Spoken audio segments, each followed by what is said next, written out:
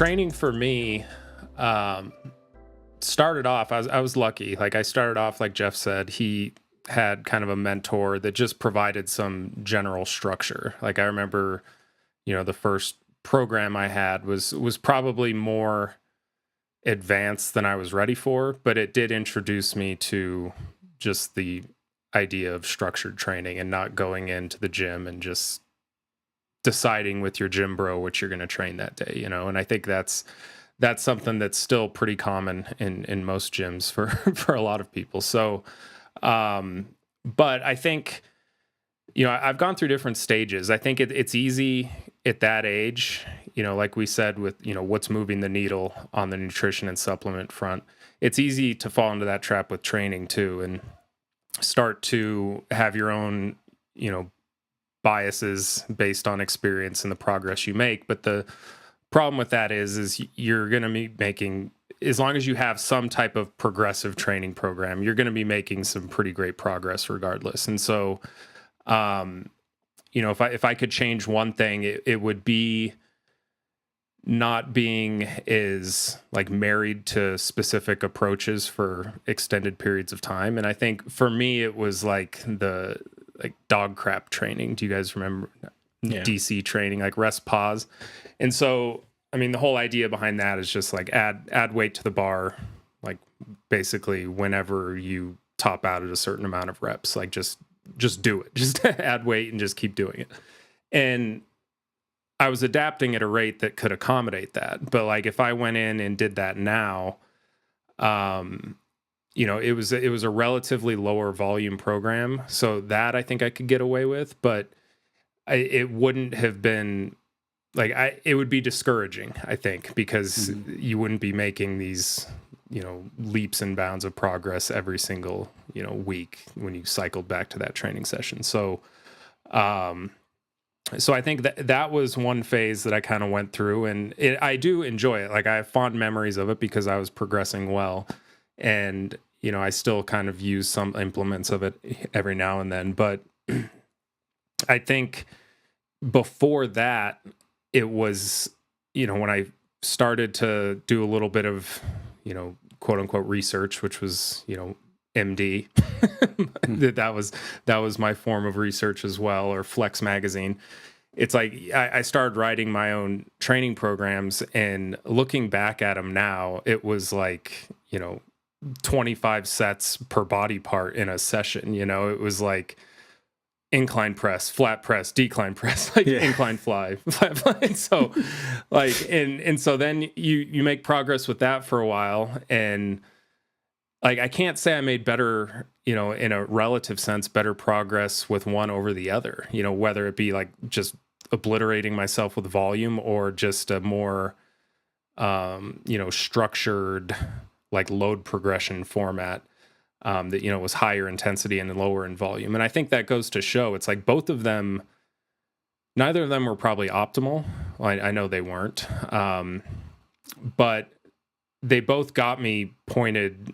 Like I was still heading in a positive direction. So I think if I could go back, it would be don't let the progress that I'm making in those early stages start to form these, biased views towards, nutrition and training, moving forward. And I think I started to recognize that, after that DC phase where it's like, okay, well, maybe there's a huge window here. I was blasting myself with volume and making progress. I pulled back significantly. I'm making progress.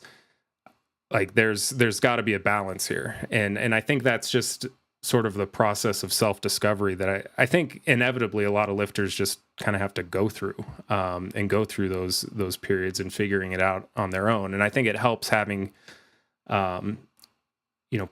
people like us or people, mentors remind you of that. But I do think ultimately, like you're never going to get it efficient out of the gate. There's going to be a learning curve for everyone. But and then, I think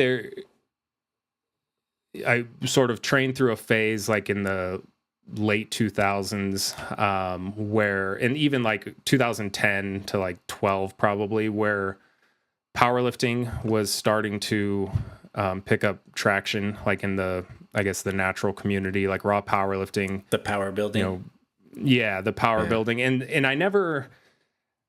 I think before that, I had rarely like done squat, bench, and deadlift before that. Like it was actually more similar to how I train now if my focus is on hypertrophy. But seeing, guys like Lane, who was successful in both sports, and seeing like, okay, these guys that are getting stronger over time are getting bigger as well. And I think that sort of led me down a path of being overly assertive with progression for, schemes and things like that. And also starting to, fall into that same trap of biasing specific exercises or having this, okay, like I think objectively I knew like, okay, why wouldn't a hack squat be equally, as effective as a back squat for quads? Like I feel them, they're working hard in both cases, but it's not the king of exercises, bro. Yeah, exactly. It's like, well,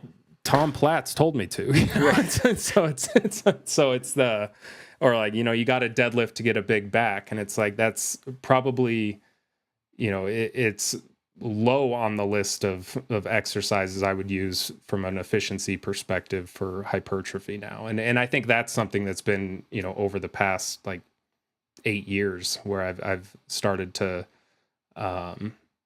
fall away from that and kind of get back to the roots of early training and realizing like, okay, there's we have a large palette here that we can use and tools available to us. So yeah, I think not romanticizing specific lifts, I think is something that a lot of us have done in the past. And, I think it's still a refinement process for me, and, finding exercises that, I know work well for me, but I feel like I can do for an extended period of time without starting to feel worn down because, Berto, you made an Instagram post last week where you were talking about like one of the bottlenecks for progress long term, and you had touched on like connective tissue, and it's like if you're in pain when you're lifting, like that's just going to zap your motivation, like it does seem to me like when I don't want to train, usually I'm in some type of discomfort. And so I think this whole, the push for more intelligent exercise selection, I think it's in many cases being taken to the extreme, and like people are, it's paralysis by analysis, it's information overload. But I do think the message is valuable in terms of, finding lifts that are efficient, that are joint friendly, and using those is a cornerstone for your program. And just being able to train for a long period of time without injury is going to get you more progress than any specific training program or dietary intervention.